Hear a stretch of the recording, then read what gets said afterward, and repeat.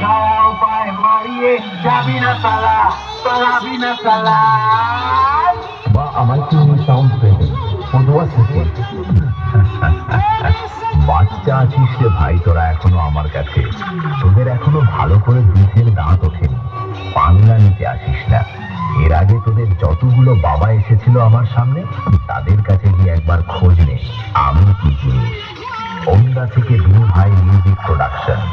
দম থাকলে শালা সামনে আয়, তোর ঘটি আজ দেখিয়ে দেবো।